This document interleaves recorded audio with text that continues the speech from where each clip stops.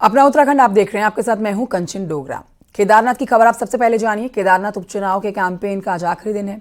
इसी कड़ी में आज मुख्यमंत्री पुष्कर सिंह धामी गुप्तकाशी पहुंचेंगे और चुनावी जनसभा को संबोधित करके बीजेपी प्रत्याशी आशा नौटियाल के लिए वोट मांगेंगे।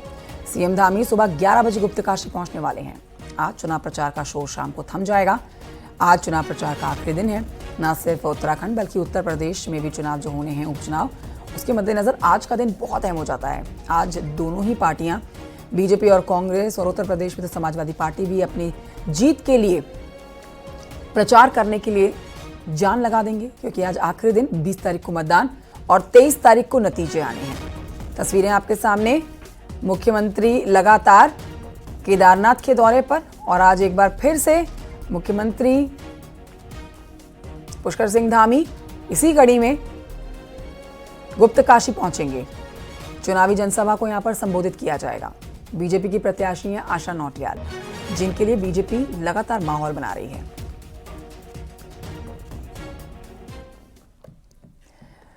केदारनाथ उपचुनाव के कैंपेन का आज आखिरी दिन है और ऐसे में बीजेपी और कांग्रेस अपनी पूरी ताकत लगाने जा रही है। इसी कड़ी में आज मुख्यमंत्री पुष्कर सिंह धामी जो है वो गुप्तकाशी पहुंच रहे हैं। सुबह 11 बजे यहां पर जनता को संबोधित करने जा रहे हैं। आशा नौटियाल बीजेपी की कैंडिडेट हैं, जिनके लिए प्रचार करेंगे। तो वहीं दूसरी तरफ कांग्रेस भी आज प्रचार में अपनी ताकत लगाएगी। कांग्रेस के सभी दिग्गज नेता लगातार जनसंपर्क में जुटे हुए हैं।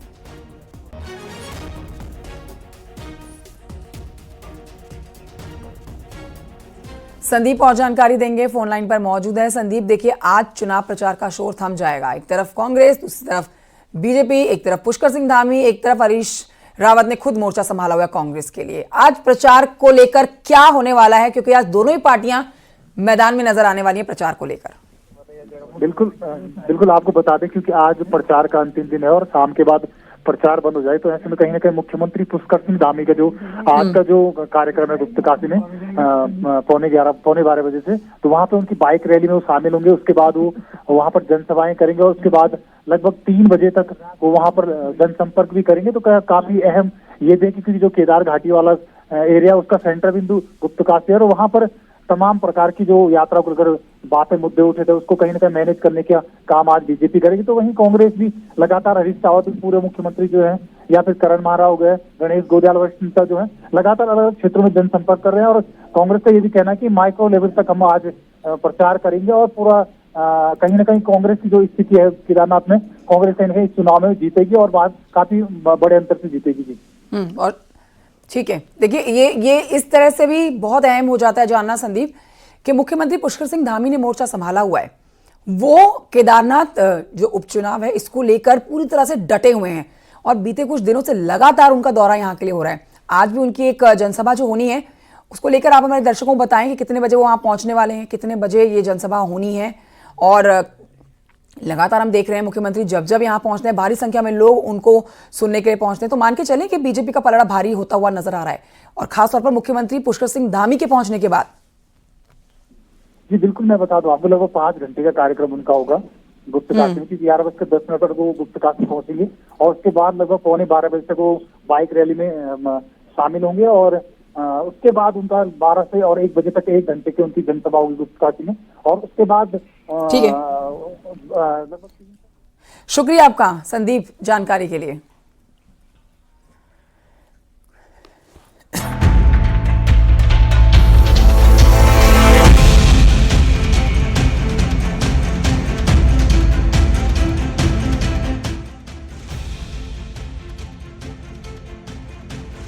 शाम को चुनाव प्रचार थम जाएगा, लिहाजा सियासी दलों ने पूरी ताकत झोंक दी है। बीजेपी के प्रदेश प्रभारी दुष्यंत गौतम, प्रदेश अध्यक्ष महेंद्र भट्ट समेत बीजेपी के सांसद, कई विधायक और पदाधिकारी केदारनाथ में डेरा डाले हुए हैं। रविवार को ताबड़तोड़ नुक्कड़ सभाएं की गई। बीजेपी प्रदेश अध्यक्ष महेंद्र भट्ट का कहना है कि केदारनाथ में बीजेपी की लहर है, लेकिन आज सौभाग्य ये है कि यहाँ की जनता ने, डबल इंजन की सरकार ने जो काम किए धामी जी के नेतृत्व में, और खासकर प्रधानमंत्री ने जो कहा है कि ये दशक उत्तराखंड का होगा, जो यहाँ पे विकास हुआ है। और खुद मुख्यमंत्री ने कहा कि जब तक हमारा विधायक नहीं आया था, मैं खुद जहाँ पे विधायक के रूप में काम करूंगा। तो जो जनता ने उसके प्रति आश्वस्त होकर भारतीय जनता पार्टी के उम्मीदवार को 100% जीत सुनिश्चित करने का काम किया है। देखिए, केदारनाथ विधानसभा उत्तराखंड की ऐसी विधानसभा बनने जा रही है भारतीय जनता पार्टी की, जो सर्वाधिक मतों से जीतने वाली है। और जिस प्रकार का मात्र शक्ति का जो ज्वार आसानी के साथ दिखाई दे रहा है, जिस प्रकार का समर्थन दिखाई दे रहा है मुख्यमंत्री की 3 सभाओं से, इसका जवाब भी कांग्रेस के लोगों को मिल चुका है। दूसरी ओर कांग्रेस ने भी चुनाव प्रचार के अंतिम क्षणों में अपनी पूरी ताकत झोंक दी है। पूर्व सीएम हरीश रावत, प्रदेश अध्यक्ष करण माहरा समेत कांग्रेस की सभी टॉप लीडरशिप केदारनाथ में पहुंची हुई है। कांग्रेस प्रदेश अध्यक्ष का कहना है कि कांग्रेस को मिल रहे समर्थन को देखते हुए बीजेपी बौखला गई है। कांग्रेस का आरोप है कि बीजेपी गांव-गांव में ढोलक, तबले, क्रिकेट किट बांटकर चुनाव प्रभावित कर रही है। इसके लिए कांग्रेस अगले 2 दिन माइक्रो लेवल पर गांव-गांव में पहरेदारी करने जा रही है। और आज से अब पहरेदारी का समय शुरू हो रहा है, क्योंकि बीजेपी जिस तरीके से ढोलक, तबले यहाँ बांट रही है, हारमोनियम बांट रही है, साड़ियाँ बांट रही है, क्रिकेट और वॉलीबॉल की किट बांट रही है, उसको देखते हुए हमने तय किया है कि ये गाँव में जो हमारे साथी हैं वो रात्रि को अलाव जला के पहरेदारी करेंगे। उपचुनाव को लेकर प्रशासन ने भी पूरी तैयारी की है। केदारनाथ विधानसभा में 173 पोलिंग स्टेशन बनाए गए हैं, जबकि पूरे विधानसभा को 29 सेक्टर 2 जोन में बांटा गया है। केदारनाथ विधानसभा में कुल मतदाता 90,540 हैं, जिसमें पुरुष मतदाताओं की संख्या 44,765 है, तो महिला मतदाताओं की संख्या 45,775। बहरहाल केदारनाथ में वोटिंग की उल्टी गिनती शुरू हो चुकी है। महिला वोटर्स की बढ़ी संख्या और करीब 3,000 की संख्या वाले पोस्टल बैलेट को भी जीत तय करने में निर्णायक माना जा रहा है। इसलिए चुनाव प्रचार के अंतिम दौर में दोनों ही दल बड़ी सभाओं के बजाय अब गांव-गांव, घर-घर जाकर वोट मांगने की रणनीति पर काम कर रहे हैं। न्यूज़ 18 के लिए रुद्रप्रयाग से संदीप के साथ सुनील नप्रभात की रिपोर्ट।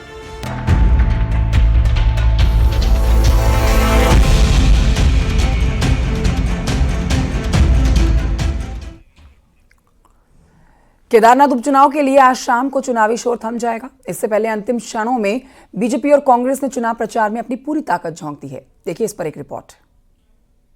लगातार स्वांग हो रहे, पहली बार हो रहा कि बीजेपी को एक विधानसभा को 5 सेक्टर में बांट के 5 मंत्री को ड्यूटी लगाने पड़ रही है।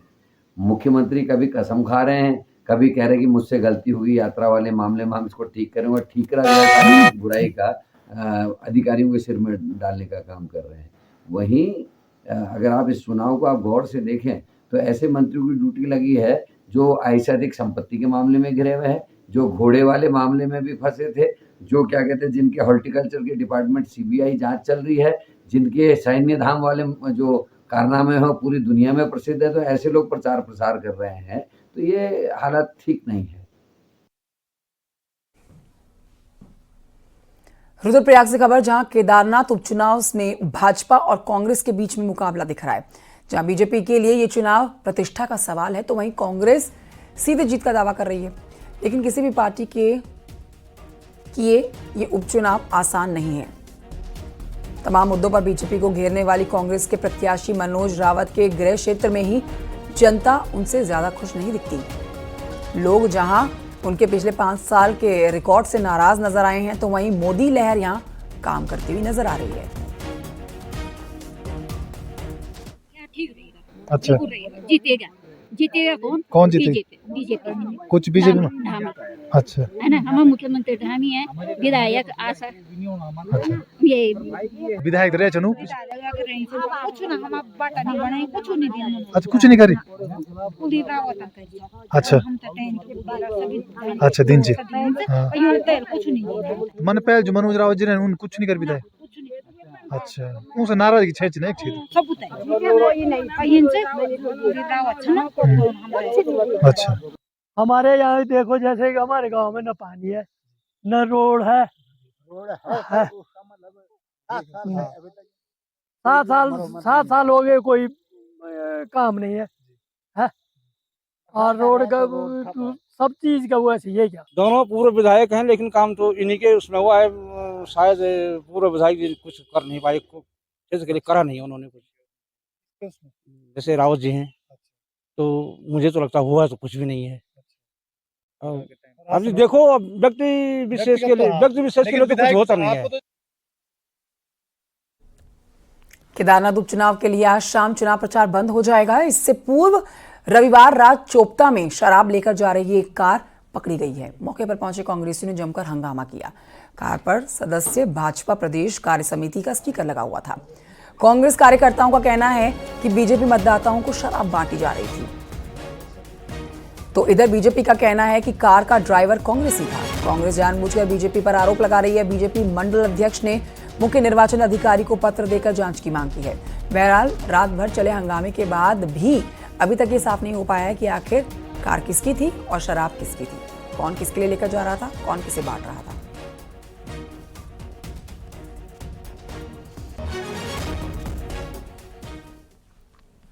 चमोली से खबर है अगली, जहां पर भगवान बद्री विशाल के कपाट शीतकाल के लिए बंद हो गए। अब 6 महीने श्रद्धालुओं को इंतजार करना होगा। बद्रीनाथ धाम बंद कर दिया गया है अगले 6 महीने के लिए।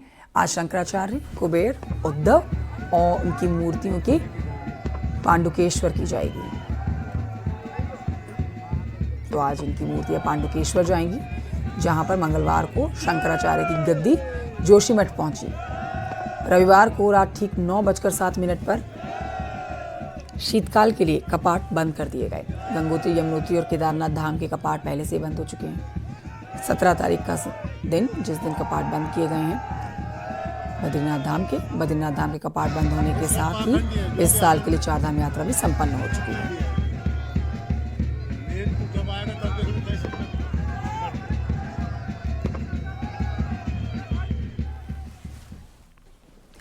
बद्रीनाथ धाम के कपाट बंद होने के बाद आज आदि गुरु शंकराचार्य जी की पावन डोली कुबेर भगवान और उद्धव जी की मूर्ति बद्रीनाथ धाम के मुख्य शीतकालीन पड़ाव स्थल पांडुकेश्वर पहुंचेगी, जहां उद्धव और कुबेर जी पांडुकेश्वर में विराजमान हो जाएंगे और यहीं उनकी शीतकाल में पूजा होगी। आदि गुरु शंकराचार्य जी की डोली मंगलवार को जोशीमठ पहुंचेगी और यहां पर विराजमान होने के साथ ही जोशीमठ में 6 माह तक इनकी पूजा की जाएगी।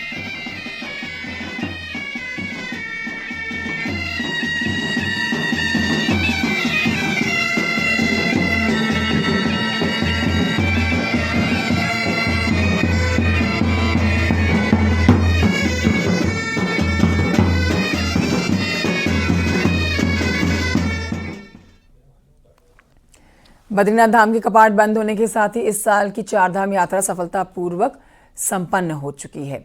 इस साल 48 लाख से ज्यादा श्रद्धालुओं ने चारों धामों में दर्शन किए हैं। देखिए इसी पर रिपोर्ट।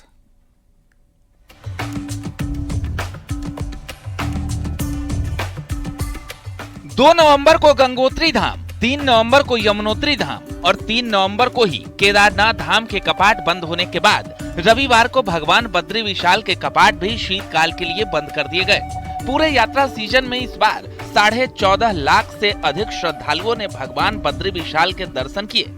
पिछले साल की अपेक्षा इस बार चारधाम यात्रा 20 दिन कम चली, तो आपदा के कारण करीब 1 महीने तक केदारनाथ यात्रा भी ठप रही। इसका असर यात्रियों की कुल संख्या पर भी दिखाई दे रहा है। पिछले साल जहां 56 लाख से अधिक श्रद्धालु चारधाम यात्रा पर आए, वही इस बार ये आंकड़ा 48 लाख के आसपास रहा। मुख्यमंत्री पुष्कर सिंह धामी का कहना है कि चारधाम यात्रा यहाँ के लोगों की लाइफलाइन है। यात्रा सुव्यवस्थित चलती रहे, इसके लिए सरकार चारधाम यात्रा प्राधिकरण बना रही है। यात्रा को और व्यवस्थित करने के लिए, यात्रा और अच्छी चले, क्योंकि यात्रा ये हमारे यहाँ की जो है लाइफलाइन है और हम यात्रा को सुव्यवस्थित करने के लिए यात्रा का प्राधिकरण भी बना रहे हैं और यात्रा प्राधिकरण हमारा काम करेगा जिससे कि यात्रा सुव्यवस्थित हो, सुरक्षित हो और यहाँ के लोगों को उस यात्रा के कारण से जो आर्थिकी है, व्यापार चलता है, वो और अच्छा हो। इस वर्ष हमारी जो चारधाम यात्रा रही है उसमें लगभग 48 लाख से अधिक तीर्थयात्री श्रद्धालु हमारे धामों में पहुंचे हैं। इस वर्ष जो श्रद्धालुओं की, तीर्थयात्रियों की प्रतिदिन जो संख्या रही वो गत वर्ष के मुकाबले अधिक रही है और आप ये भी जानते हैं कि इस वर्ष मानसून के सीजन में काफ़ी वर्षा भी हुई है, उसके कारण मार्ग भी बाधित होते रहे।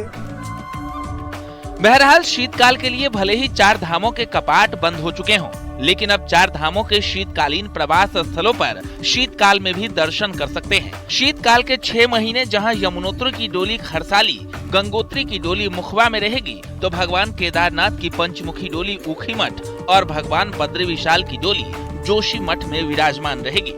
न्यूज़ 18 के लिए देहरादून से सुनील नप्रभात की रिपोर्ट। हरिद्वार में आबादी वाले इलाकों में जंगली हाथी आए दिन अब पहुंच जा रहे हैं। बीती रात एक हाथी जंगल से निकलकर टहलता हुआ रेलवे ट्रैक पर पहुंच गया। हाथी काफी दूर तक रेलवे लाइन पर चलता रहा। इस बीच हाथी की तलाश की जा रही थी। वन विभाग की टीम भी यहां पर पहुंच गई और रेलवे को हाथी की पटरी पर होने की जानकारी दी गई। इसके बाद वहां से गुजरने वाली ट्रेन को रोका गया। वन कर्मियों ने हाथी को जंगल की ओर खदेड़ दिया।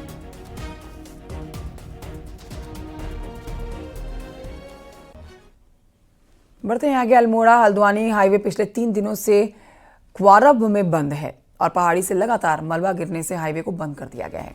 अब पहाड़ के 3 जिलों की लाइफलाइन थम गई है। यात्रियों को रानीखेत या फिर लमगड़ा से मुख्यालय पहुंचना पड़ रहा है, जिससे किराया बढ़ने से महंगाई बढ़ गई है।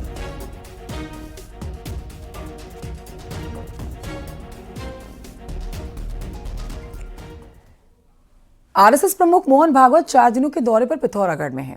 अब देखिए, पहला मौका ये जब संघ प्रमुख इतने लंबे समय तक बॉर्डर इलाके में रहेंगे। भागवत के दौरे को जहां पर पहाड़ों में संघ को मजबूत करने की नजर से देखा जा रहा है, तो वहीं इसके जरिए ग्रामीण इलाकों में शिक्षा पर भी फोकस किया जा रहा है। देखिए इसी पर रिपोर्ट।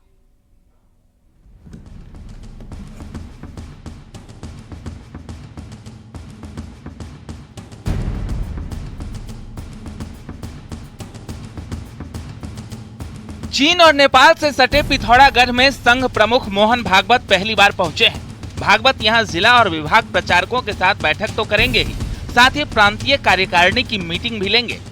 आरएसएस इस साल को शताब्दी वर्ष के रूप में मना रहा है, जिसके तहत उसने पंच परिवर्तन का नारा भी दिया है। पंच परिवर्तन में स्वदेशी के साथ ही सामाजिक समरसता पर सबसे अधिक फोकस किया गया है। पिथौरागढ़ में भागवत ने मुवानी में विद्या भारती के विद्यालय का भी उद्घाटन किया। इस दौरान उन्होंने शिक्षा के साथ ही स्वरोजगार पर जोर दिया। और शिक्षा में 2 प्रकार है, एक बाहर की शिक्षा, एक अंदर की शिक्षा, दोनों चाहिए। जैसे आदमी है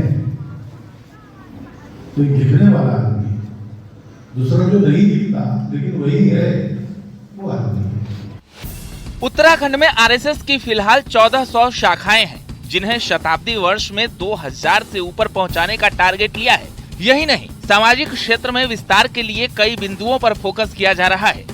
मुवानी में शेर सिंह कार्की विद्यालय को बनाने में पूर्व गवर्नर भगत सिंह कोश्यारी की अहम भूमिका रही है। कोश्यारी ने ही विद्यालय के सपने को धरातल पर उतारा है।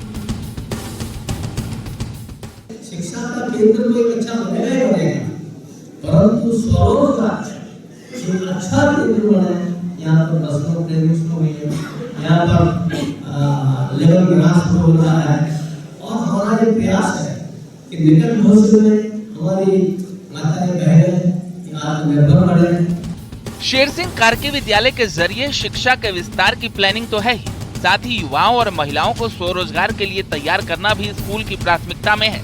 ऐसे में उम्मीद है कि दुर्गम इलाकों में बेहतर शिक्षा के लिए ये विद्यालय मील का पत्थर साबित होगा। न्यूज़ 18 के लिए पिथौरागढ़ से विजयवर्धन उप्रेती की रिपोर्ट।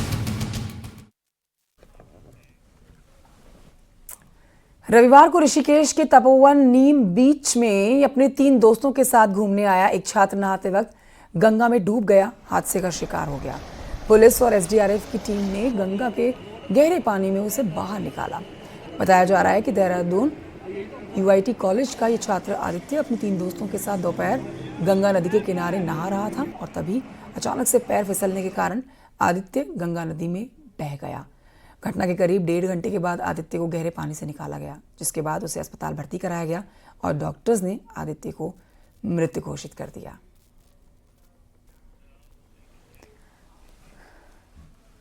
खबर पौड़ी से है, जहां पर कीर्तिनगर डागर सड़क पर ऑल्टो कार हादसे का शिकार हो गई, जिसमें कार सवार शख्स की मौत हो गई। जखेड़ गांव से कीर्तिनगर आ रही ऑटो कार बेकाबू होकर ऊपरी रोड से 60 मीटर नीचे गहरे रोड पर जा गिरी। इस हादसे में कार सवार शख्स की मौके पर मौत हो गई। दूसरे शख्स को पुलिस ने अस्पताल में भर्ती कराया है। ऋषिकेश एम्स में इलाज जारी है।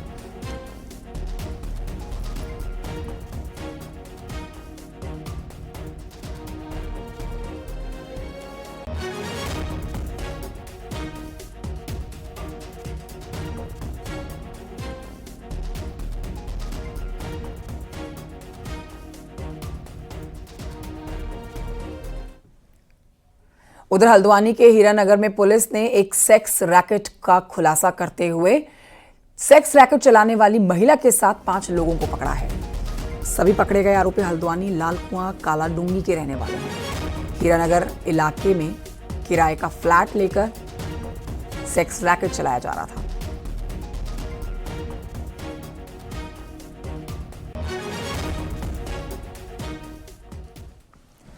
उत्तराखंड में अब नाइट विजन सीसीटीवी कैमरे लगेंगे, जिसके लिए पुलिस हेडक्वार्टर्स ने प्रदेश के सभी जिलों के एसएसपी को निर्देश जारी किए हैं। दरअसल आज के दौर में पुलिस के लिए सीसीटीवी कैमरे किसी भी घटना के खुलासे में सबसे बड़े मददगार साबित होते हैं, लेकिन अक्सर रात की घटना के दौरान सीसीटीवी कैमरे काम नहीं कर पाते, जिसका बड़ा कारण कैमरों में नाइट विजन ना होना होता है।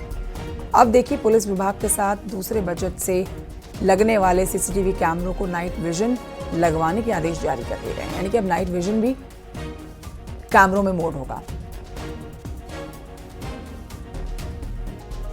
जो सीसीटीवी कैमरा के माध्यम से जो है जो तमाम गतिविधियों पे जो नज़र रखती है, जिसमें जो है वो गाड़ियाँ और एक्सीडेंट्स पे भी पुलिस नज़र रखती है, तो इसमें जो कुछ पुराने कैमरा हो गए जो कि नाइट विजन इक्विप्ड नहीं है, तो ऐसे जो पुलिस मुख्यालय की तरफ से समस्त जो है वो पुलिस अधीक्षक, वरिष्ठ पुलिस अधीक्षक को निर्देश दिए गए कि जो है वो अपने कैमरेज जो है प्रयास करे, अपना जो है यहाँ पर प्रपोजल भेजे नाइट विजन कैमरा। उत्तराखंड को देवभूमि के नाम से जाना जाता है। यहाँ देवी देवताओं की अलग अलग मान्यताएं। ऐसी मान्यता है कि रुद्र रूप पर शांत स्वरूप में देती है भक्तों को दर्शन। कौन है वो देवी, देखिए इस रिपोर्ट में।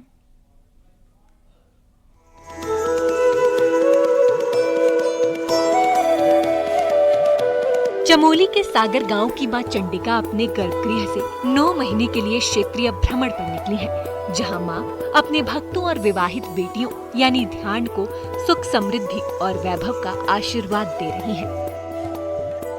9 महीने तक माता का भ्रमण कार्यक्रम रखा जाता है। चंडिका भी दुर्गा माता का एक स्वरूप है और दुर्गा का ये स्वरूप चंडी रूप में भ्रमण करता है। इस भ्रमण कार्यक्रम के दौरान विशेष पूजाएं संपन्न होती है। ये यात्रा काफी कठिन होती है। जब एक हो गए सारा गांव कि भाई होना है, तो फिर हम पीछे नहीं हटे। जो भी हुआ तन मन धन, और क्षेत्रवासियों ने भी जो है हमारा पूरा सहयोग दिया। जैसे हमारे क्षेत्र है गोपीश्वर, गंगोल गांव, वाड़, देवलदार, मंडल घाटी पूरा हमारा सहयोग के लिए तत्पर तैयार है। ये तो अनुमानित है, कम से कम 150 साल हो चुके हैं और हमारे दादा ने भी नहीं देखा। ये देवरा जो है दादा ने भी नहीं देखा है। 15-20 गांव भ्रमण करके और कम से कम 9 माह तक भ्रमण करते रहेंगे। 100 साल के बाद मां चंडिका की डोली अपने क्षेत्रीय भ्रमण पर निकली है। मां चंडिका की डोली बद्रीनाथ, केदारनाथ, रुद्रनाथ और काली मठ के दर्शन करने के साथ ही दूसरे देवी देवताओं के भी दर्शन करेगी। और डोली के भ्रमण के दौरान सागर गांव के लोग नंगे पांव इस यात्रा को पूरा करते हैं। बद्री केदार होते हुए हम इस क्षेत्र में जो है केदार और उधर काली मठ होते हुए हम बद्रीनाथ होकर के अभी हम बद्रीनाथ से चलते चलते अभी जोशी मठ भगवान रविग्रह में चंडिका माँ के दर्शन, भगवान नरसिंह भगवान के दर्शन करते हुए मिलन करके अभी हम इस क्षेत्र से घूम रहे हैं। और अभी हमारी यात्रा जो है ज्येष्ठ मास की शुक्ल पक्ष तक जो चलेगी, जो 9 महीने की यात्रा हमारी। मैं इसी यात्रा में 9 महीने के लिए मैया के साथ हूँ। और जो हमारे जो गांव में है 70 या 72 परिवार है हमारे गांव में जी। हमारे 72 परिवार ने मिल करके मातृशक्ति, नवयुवक दल, बड़े बुजुर्ग सब ने मिलकर ये कदम उठाए हैं। मन में मां चंडिका के प्रति आस्था रखकर सागर गांव के 70 से ज्यादा लोग इस यात्रा में शामिल हैं और गांव की समृद्धि, खुशहाली के लिए कामना कर रहे हैं। चमोली से न्यूज़ 18 के लिए नितिन सेमवाल की रिपोर्ट।